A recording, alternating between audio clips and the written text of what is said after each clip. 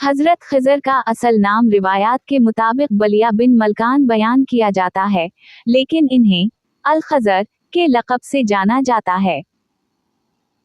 अरबी में खिजर का मतलब सब्ज है और कहा जाता है कि जहां वो बैठते थे वहां सब्जा उग जाता था। उसी वजह से इन्हें खिजर यानी सब्ज पोश कहा जाता है।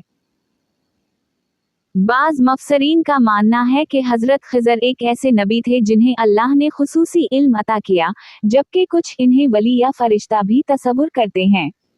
कुरान में हजरत खिजर का जिक्र। कुरान मजीद में हजरत खिजर का बराह रास्त नाम नहीं लिया गया, लेकिन सूरा कहफ 18:60 से 82 में हजरत मूसा के साथ उनकी मुलाकात का तफसील से जिक्र किया गया है। हजरत मूसा ने अल्लाह ताला से सवाल किया कि क्या दुनिया में कोई ऐसा शख्स है जो इनसे ज्यादा इल्म रखता हो। अल्लाह ने इन्हें बताया कि हाँ, एक खास बंदा हजरत खिजर मौजूद है। हजरत मूसा उनकी तलाश में निकले और एक मकाम पर इनसे मुलाकात हुई। हजरत मूसा ने उनसे दरखास्त की कि वो उनके साथ रहकर इल्म हासिल करना चाहते हैं, जिस पर हजरत खिजर ने शर्त रखी कि वो सब्र से काम लें और उनके फैसलों पर एतराज ना करें। मगर हजरत मूसा 3 मरतबा सब्र ना कर सके और बिलाखिर हजरत खिजर ने इन्हें अलविदा कह दिया। यहाँ 3 खास वाक़यात बयान किए गए हैं। हजरत खिजर ने एक किश्ती में सुराख कर दी ताकि जालिम बादशाह उसे जब्त ना कर सके। एक नौजवान को कत्ल कर दी क्योंकि वो मुस्तकबिल में वालिदैन के लिए गुमराही और मुसीबत का सबब बनता।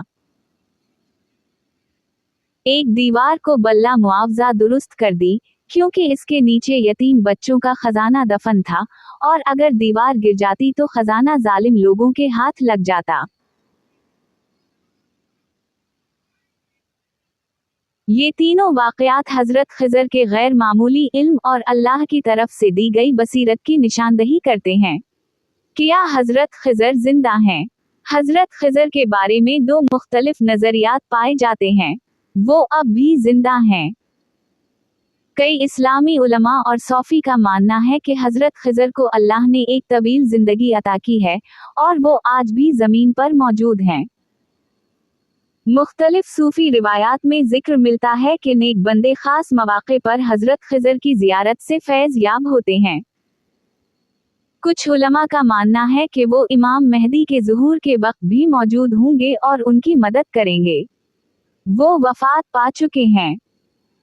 कुछ इस्लामी स्कॉलर्स का कहना है कि हजरत खिजर एक नबी थे, लेकिन वो दुनिया से रुखसत हो चुके हैं, जैसे दीगर अनबिया किराम अलैहिमुस्सलाम।